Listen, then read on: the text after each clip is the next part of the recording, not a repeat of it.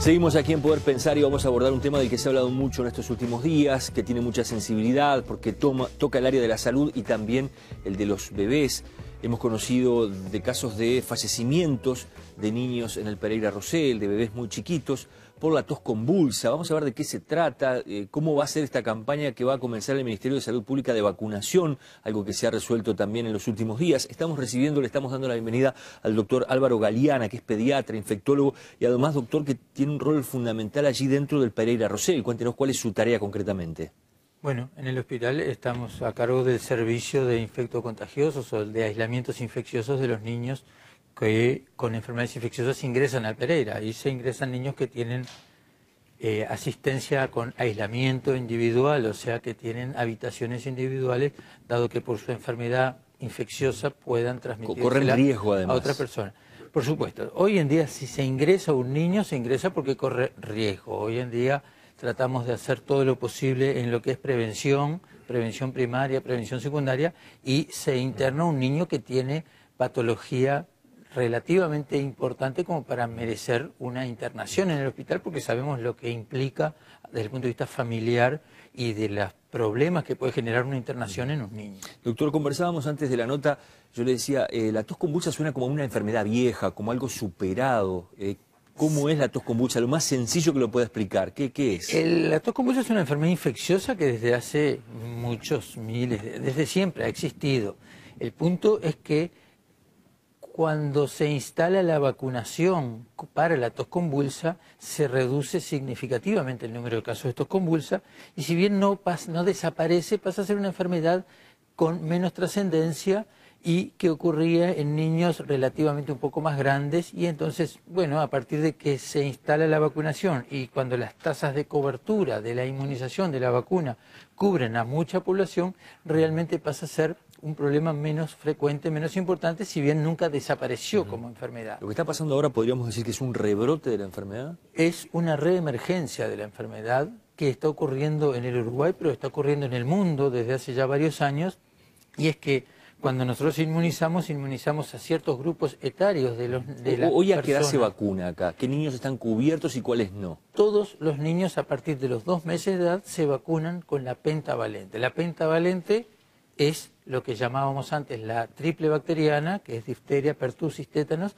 más hepatitis B y hemófilos influenza tipo B. Esa es la pentavalente, que son 5 componentes, y cuando hablamos de pertussis es Bordetella pertussis, que es el agente infeccioso causante de la tos convulsa. O sea que a los 2 meses... Desde los 2 meses los niños a los 2, a los 4, a los 6 y a los 15 meses reciben pentavalente, y a los 5 años reciben triple bacteriana. Con recibir triple bacteriana está incluida la pertussis en la triple bacteriana. Doctor, ¿y por qué cuando, si los bebés están vacunados ya de los 2 meses, se da esta reemergencia, no sé cómo lo define usted, de la enfermedad? ¿Por qué? Le explico.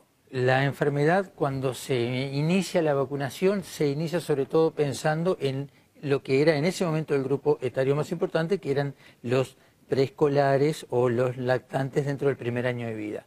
Pero queda necesariamente un grupo de niños que son los recién nacidos, entre el recién nacido y los 4 o 5 meses de edad, en donde, por más que se administre la vacuna en forma adecuada a los 2 meses de edad, no logra cubrir. ¿Por qué? Porque dentro de esta vacuna pentavalente, lo que es el componente pertussis, o sea, lo que es para la tos convulsa, la inmunidad que genera la vacuna, si bien es más o menos buena, no podemos decir que es una inmunidad excelente. Absoluta, o sea, digamos. Nosotros sabemos que un niño que está vacunado con la pentavalente no va a tener tétanos, nunca va a tener tétanos, porque el tétanos es un excelente inmunógeno, es una sustancia que inmuniza muy bien y que genera una muy buena respuesta de anticuerpos.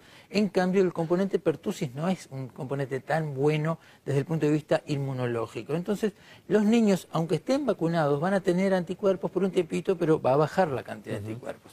¿Qué es lo que pasa?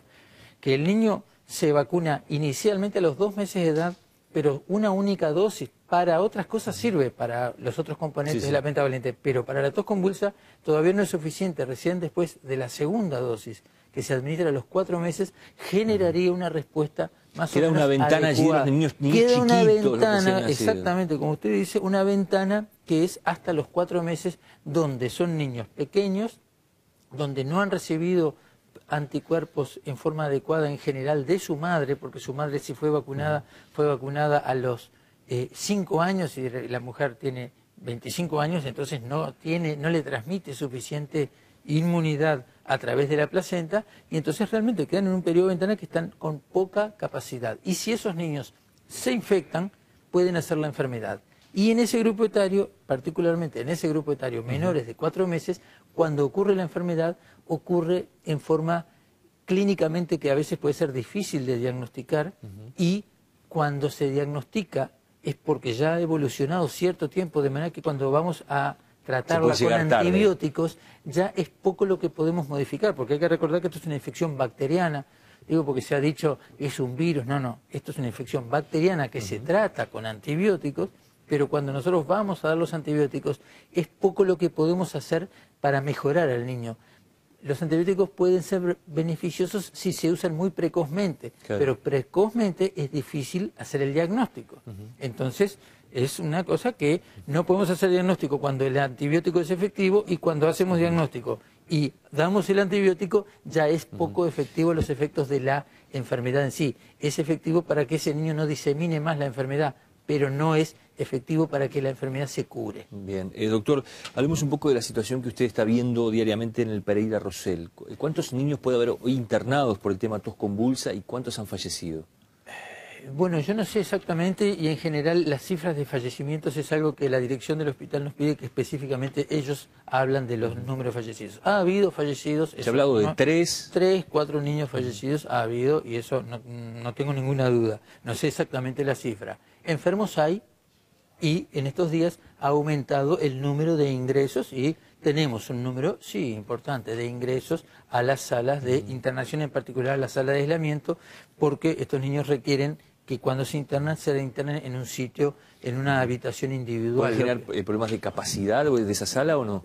¿Cómo están? No, yo creo que no. O sea, lo que sí genera es que tenemos que reordenar los recursos, tanto humanos como materiales, como para poder alojar a esos niños, pero esos niños van a poder ser alojados sin problemas, porque, ojo, la mayoría de los niños, la gran mayoría de los niños, aún los graves que se ingresan, la gran mayoría se tratan, y una vez que los padres aprenden a manejar los accesos de tos, las crisis de tos que tienen, si vemos que el niño tiende a mejorar una vez que se inicia el tratamiento, en general en 3 o 4 días esos niños vuelven a irse para sus casas. Bien, ¿es una enfermedad que ataca a niños, digamos, vulnerables por la situación socioeconómica en la que puedan estar viviendo, de hogares pobres, por eso se siente más en el Pereira Rosell o no? Sí y no. Desde el punto de vista inmunológico, son susceptibles de tener la enfermedad todos los niños pequeños. Todos los niños pequeños pueden tener, independientemente del medio donde se manejen. Pero, como siempre en la vida, si el niño vive en condiciones de frío, hacinamiento, se fuma en el hogar, no se alimenta en forma adecuada, nació pretérmino, y ese es un gran problema. Los niños pequeños para la edad gestacional, o los que nacen antes de tiempo, esos niños que al mes y medio de vida pesan 3 kilos, 2 kilos y medio, 3 kilos, esos niños, o además, por supuesto, tienen enfermedades pulmonares crónicas, los niños pequeños, que a veces también ocurre, o tienen cardiopatías congénitas. Imagínense en un niño con una cardiopatía congénita que está siempre viviendo en el límite, si se infecta con la Bordetella pertussis, con la tos convulsa, esos accesos de tos empeoran su cardiopatía y hace que en ese niño la enfermedad sea particularmente más grave. Le voy a pedir un minutito, nos vamos a ir a una pausa, después vamos a conversar cuáles son los primeros síntomas, qué se le puede recomendar a los padres. Supongo que deben estar muy asustados, sobre todo los que tienen bebés recién nacidos o aquellas mujeres que están embarazadas y están cerca de parir, y cómo va a ser esto de la vacunación y por qué no se vacuna también a los propios bebés. Ya regresamos.